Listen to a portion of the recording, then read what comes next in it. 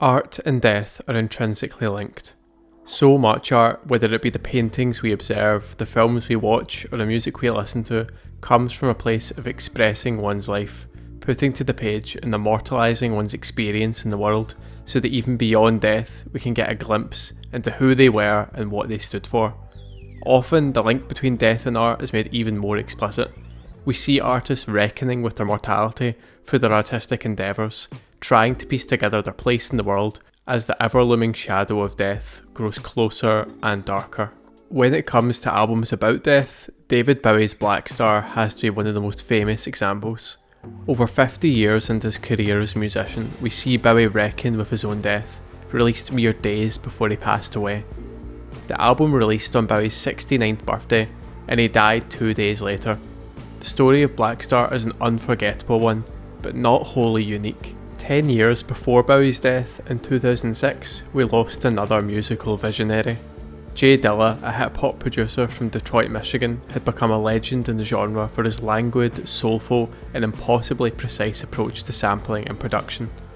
2006 saw the release of Donuts, the last album released in his lifetime, a fully instrumental showcase of his boundless talents as a DJ and producer. The album released on his 32nd birthday, and he died just 3 days later. 10 years apart, we saw two of music's most innovative creatives release their final albums, each on their birthday, only to pass away days later. On Blackstar and Donuts, we see Bowie and Dilla deal with death in their own unique ways, reckoning with the same weight and turmoil, but in the end, crafting entirely distinct perspectives on what it means to live, to create, and to die.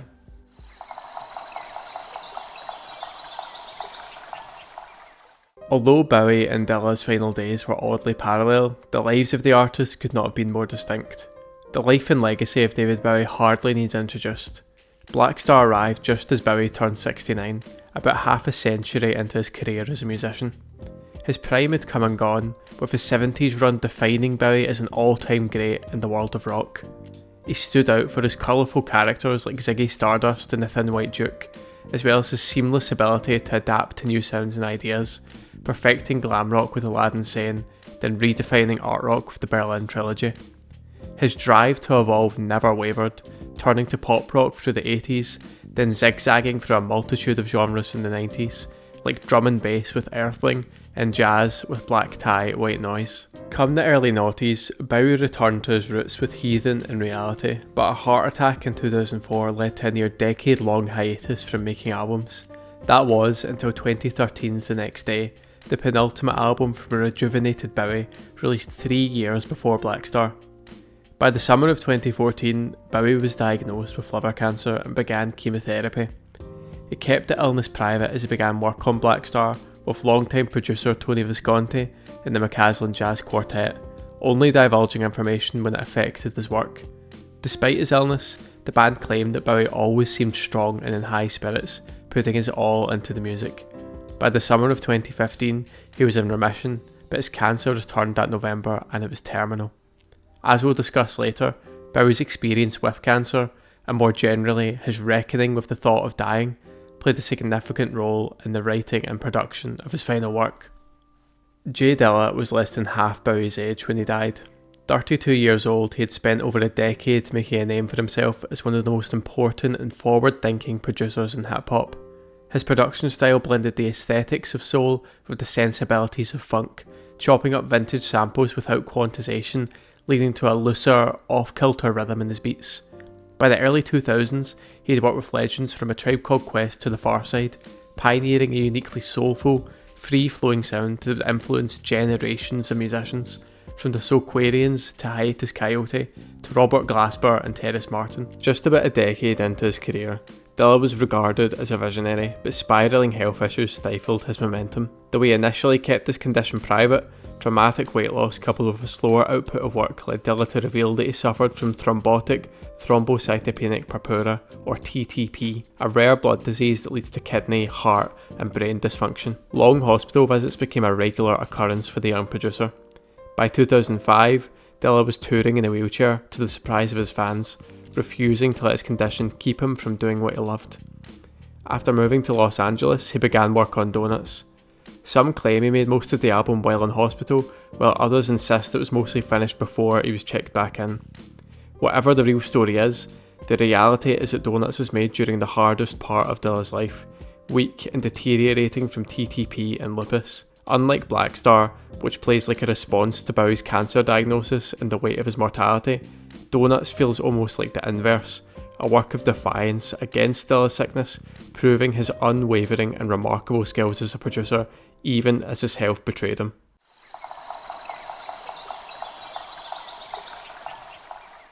Both Blackstar and Donuts explore themes of death, purpose, legacy and mortality, but through vastly different approaches. Whereas Bowie's writing is bleak, with darker insights buried within the abstract haze of his verses, the instrumental passages of Donuts are far more challenging to decipher, with the lack of lyrics encouraging the listener instead to dig into the purpose of his samples and the meaning behind his technique. While Bowie deals with death through the abstract and metaphorical, Dilla never directly addresses it, but rather we can stitch together a deeper meaning through his craft. The title of Bowie's final album, Blackstar, reveals a deeper insight into his mindset and how he approached his death. In the world of physics, a black star describes a transitional phase as a collapsing star near singularity. The star exists in an odd space outside space-time, but it continues to release energy indefinitely. This acts as a metaphor for Bowie's life and legacy, alluding to the fact that his music and contributions to the world will continue to impact people well beyond his death. This sums up Bowie's approach to death with Blackstar, reflective and almost pragmatic, seeing death as an inevitability and using it as an opportunity to look back on his life and work and how his art transcends his life. The title of Dilla's final work, Donuts, is equally symbolic, albeit less scientific. The title works on multiple levels. For one, the image of the donut loosely resembles that of a vinyl record, a nod to Dilla's past as a disc jockey, and the looping shape of a donut is an allusion to Dilla's craft as a sampler and producer, mixing together all sorts of musical ingredients into the loop of a hip-hop beat. On a deeper level, the donut is a visual symbol of a cycle, going all the way around just to go back to the beginning. This is referenced explicitly on the album itself, which starts at the end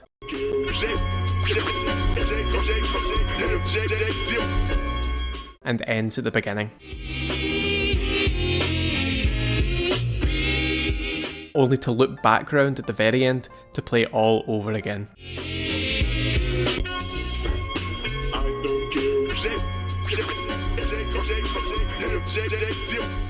In effect, the album has no beginning or end, it just is, looping on repeat for all time. This parallels Bowie's idea of the dying star exuding energy for all eternity, with both artists using these symbols to express the eternal nature of music, transcending the artist who made it. And if I were to stretch the symbol even further, the concept of an album with no end almost feels like a protest to the very idea of ending, or more existentially of death, making Donuts a work of defiance against death. To me, this represents the philosophy we hear Dilla explore across the album, an artist recognising their own mortality but fighting against it to continue on, just as Dilla battled his illness to continue his career and create Donuts.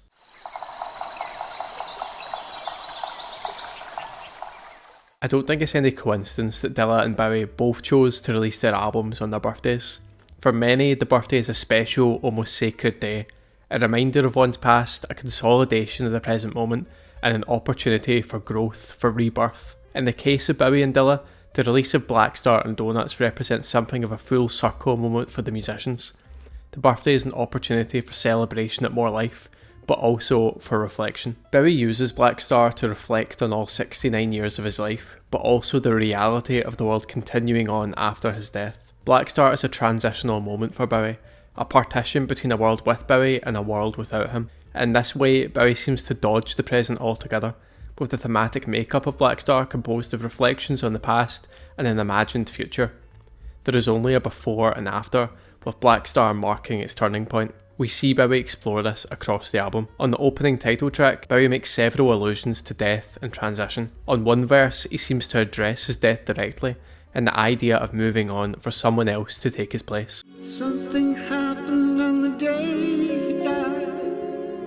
Spirit rose a meter and stepped aside. Somebody else took his place and bravely cried, I'm a black star, I'm a black star. On the track Lazarus, Bowie compares himself to the biblical parable of Lazarus who died suddenly from an unseen illness, We see Bowie reckon with the thought of his own death through the song, through lines like, Look up here, I'm in heaven. I've got scars that can't be seen.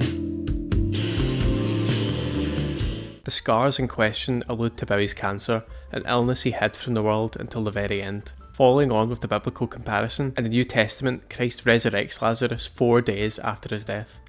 This idea of death and rebirth ties back into the focus of Blackstar, of the music outliving him. We see him exploring his mortality further on Dollar Days, one of the most reflective moments on Blackstar. Here we see Bowie sing almost nostalgically about the English evergreens, a nod to his birthplace he would never go home to, and his acceptance of that reality. If I'll never see the English evergreens I'm running to, it's nothing to me, it's nothing to see. In another lens, the English evergreens could be a reference to the afterlife, a lush paradise he isn't sure he'll ever see, but even so, it's nothing to him, connoting an acceptance of death, even with no guarantee of where he'll end up next. There are dozens of allusions to the spiritual and macabre on Blackstar, but the same can't be so easily said for Donuts. On its surface, J Dilla's final album is a superbly produced instrumental hip-hop record, but that's all it is. Look a little deeper, however, and you can see that Donuts shares much of the same existential and spiritual DNA as Blackstar. The album is made up of fast-paced and energetic beats made from finely chopped soul samples. Here and there, the samples take on new meaning, exploring themes of death and mortality that echo in the background of the bombastic and funky production. Take Stop, for example. The track starts with a stuttering Jadakiss sample of the rapper saying, "It's that real," but in classic J Dilla fashion, the way he cuts and loops the sample, he transforms it to make it sound as if Jadakiss is asking, "Is death real?"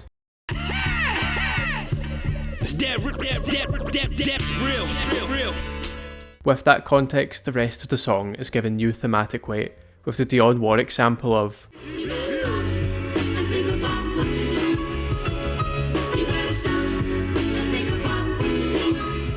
indicating Dilla's awareness of his mortality and the time that he has, and the need to use that time well. Similarly, Dilla uses his production to convey some sort of message on Two Can Win, while the sample insists on repeat.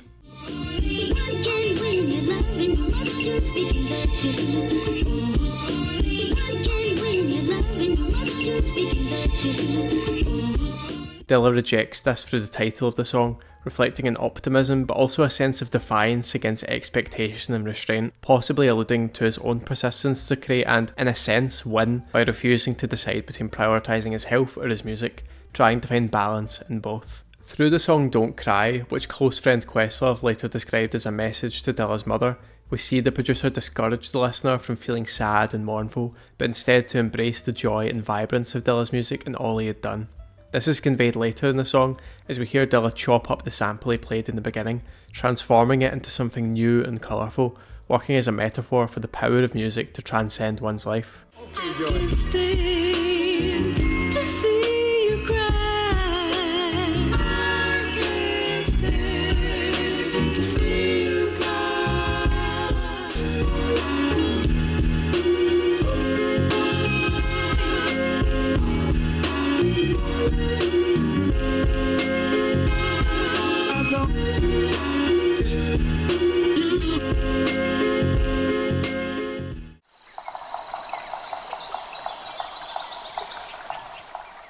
As Blackstar draws to a close, we hear a familiar sound. On the closer, I Can't Give Everything Away, the sprawling production is interlaced with echoes of harmonica.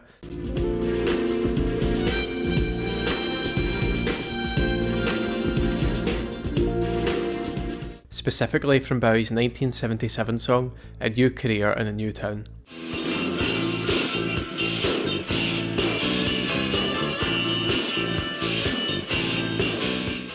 That was a song about moving on and starting fresh, and here we hear it again in a new context, suggesting that Bowie is moving on once again, not from one town to another, but from this world to the next. Lyrically, the closer is the most open and clear about Bowie's mortality. He describes having skull designs upon his shoes, how he is seeing more and feeling less, and reflecting on his career. This is all I ever meant.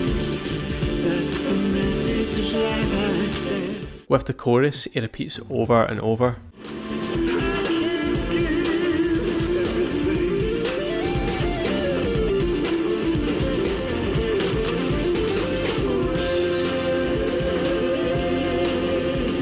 In the final moments of the album, as the production swells, he utters it one last time before falling beneath the wave of noise, marking his final goodbye. There is such a poignant sense of acceptance to this song, where through the music itself, Bowie illustrates his own death, saying goodbye on his own terms. The end of Blackstar mirrors the idea of the music living beyond him, as the orchestral production flourishes even as Bowie's voice fades away.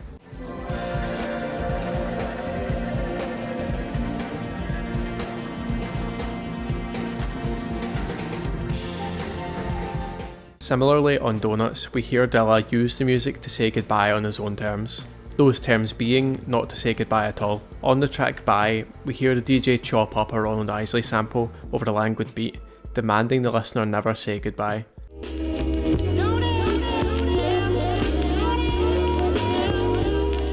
There are a few ways to take this.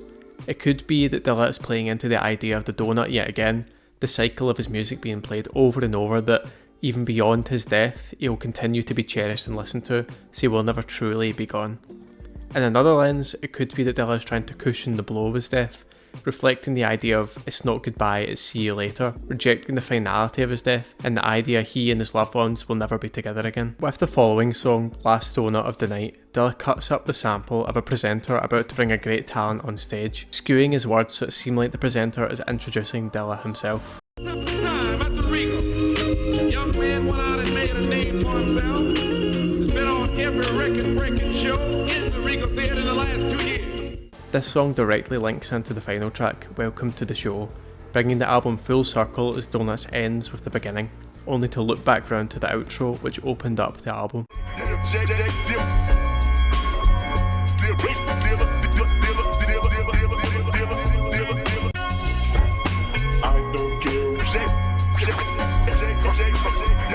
Through these last few songs, J Dilla takes a similar approach to Bowie, albeit in his own mind-boggling, sample-chopping way. As Donuts closes, only to start again, J Dilla emphasises the enduring power of his music. On one hand, the refusal to end the album parallels Dilla's refusal to stop making music, even as his health deteriorated. But there's more to it than that.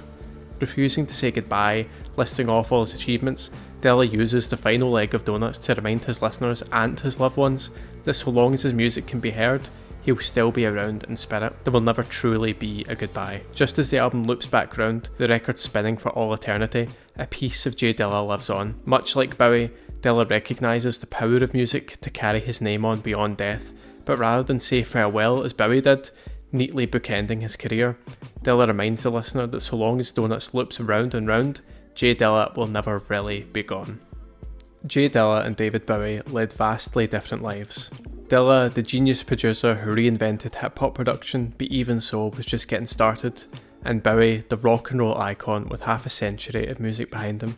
Though their deaths shocked the music world, it's rare that an artist has such control over their own legacy, each saying goodbye on their own terms through their final masterpieces. Blackstar and Donuts explore death in vastly different ways. Bowie almost accepting, picturing a world without him, where his music transcends his life, and Dilla defiant, using Donuts as a showcase of his prowess as a musician and a comfort to his loved ones, offering a piece of himself with an album that never ends. But what the pair share is their recognition of the power that music has, to celebrate the present moment, to honour your loved ones, and to make one's legacy everlasting so long as there are ears to listen.